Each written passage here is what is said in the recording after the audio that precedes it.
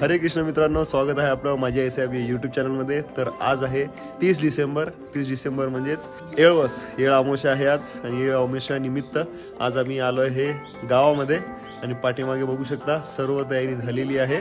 काय काय तयारी झालेली आहे बघूयात आपण। आकाश हे मग कुकरच म्हणजे गरम राहतंय ना म्हणून कुकर सकट घेतले बरं का। हे कुकर खीर असेल एकात आणि एकात भात असेल बरं। हे सगळं शेतात जायचं याला, हे सगळं शेतात न्यायची तयारी। हे सगळे हे निंदा वगैरे लागतं काय काय काय सगळं ही सगळं शेतात न्यायचं। आम्ही आयता आलोय म्हणून आम्हाला काय माहिती नाही कशात काय आहे, म्हणून आई जास्त काय सांगू शकत नाही। सगळं आहे बस काय आहे माहित नाही, सगळं आहे।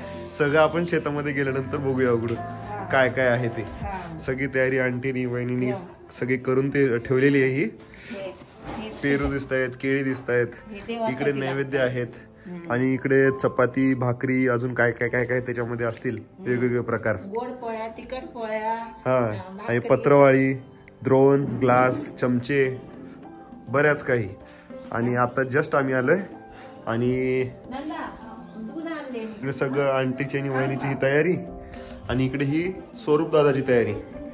हे रॅकेट आहे कशासाठी तर प्रत्येक वर्षी स्वरूप खेळत असतो क्रिकेट, पण ह्या वर्षी त्यांनी शॉर्टकट पळापळीचा आयटम नको म्हणून रॅकेट म्हणजेच बॅडमिंटन खेळायचा विषय आहे आज। आणि ही बयाची गाडी रेडी आणि गाडीमध्ये सर्व सामान ठेवायला सुरुवात झालेली आहे। दरवर्षी आपल्याला 2-3 चक्रा माराव्या लागतात शेताला, कारण की सर्व सामान काही बसत नाही टू व्हीलरवरती आपल्या।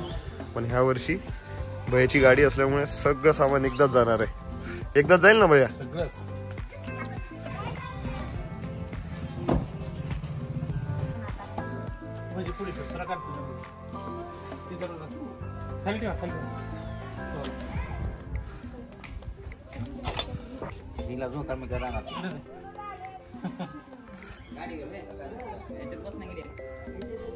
गाडी बऱ्यापैकी फुल झालेली आता आणि राहुल दादा पण आले आहेत, मंदिरात गेले होते। पंची गडबड चालू आहे तिकडे, भैयाची पॅकिंग चालू आहे, गाडीमध्ये सगळं व्यवस्थित ठेवायचं। आणि हे बघा इकडे वहिनी आणि आंटी दोघी पण फटाफट आवरतात सगळं। तिकडे राहुल दादा, सगळ्यांची गडबड चालू आहे, काही ना काही सगळे कामात आहेत आणि मी माझ्या हातामध्ये मोबाईल बिना कामाचा। आणि आमच्या आई साहेब कुठे इकडे फुलं तोडतायत। आईला तर नुसते फुलं झाडं ह्यांच्याशिवाय करमतच नाही। हे बघा काय गडबड गोंधळ चालू आहे बाबा घरी, आणि अंकलचं तिकडे वेगळंच चालू आहे। अजून सुद्धा गोंधळ मिटलेला नाहीये।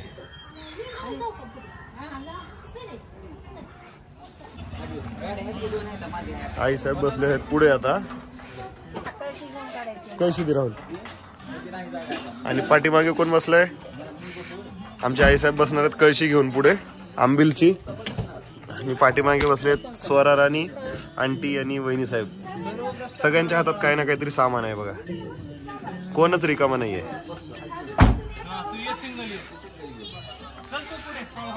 चला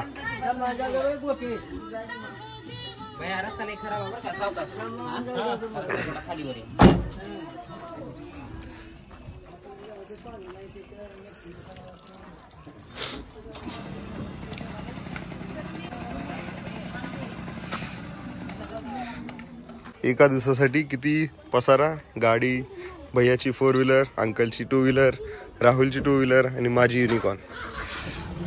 चला भैया निघाला सगळ्यात पुढे आणि पाठी जाऊया आपण। भैया निघाला आता, हे आपल्या 3 गाड्या निघतील।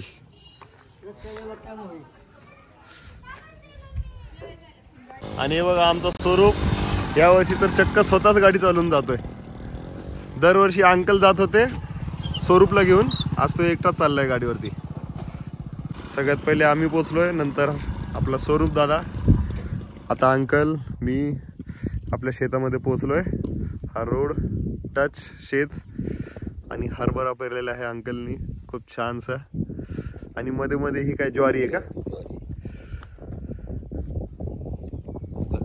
आणि ही कोप आपली जिथे आपण पूजा करणार आहेत.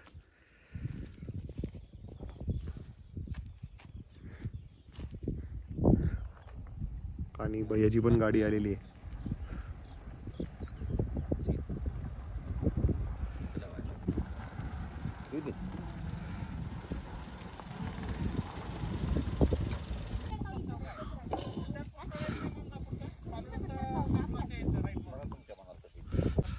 दोघे बहीण भाऊ स्वरूप सोरा झोका बांधायचा प्रयत्न करतायत.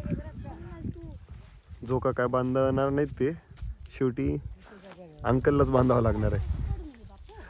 आणि इकडे कोप व्यवस्थित करायचं काम चालू आहे कारण की तिकडे करायची आहे पूजा. आणि भैया बसायची सोय करतोय कारण की पाहुणे मंडळाची सगळी जिम्मेदारी भैयाकडे असते.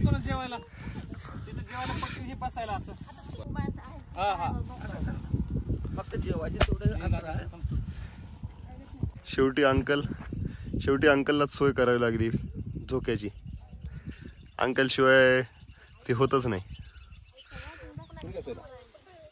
आणि इकडे भैयानी सोय केली आहे आपल्या सर्वांना आणि पाहुणे मंडळींना बसण्याची सोय. आणि कोप सुद्धा तयार झालेली आहे. आता पूजा करतील आपल्या आंटी आणि वहिनी.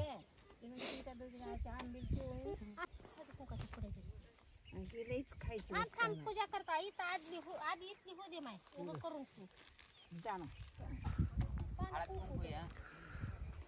राहुल दादा पांडवाची पूजा करतोय. 5 पांडव.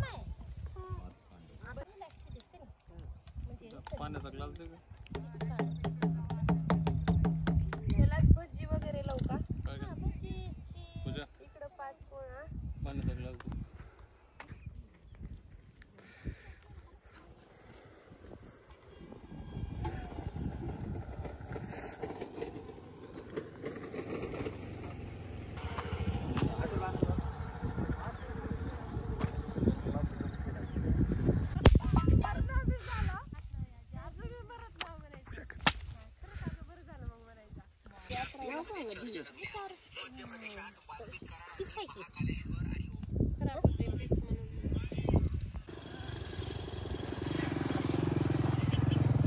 पाया पडायला तिथं देऊ जावा दे थांब लाव दे.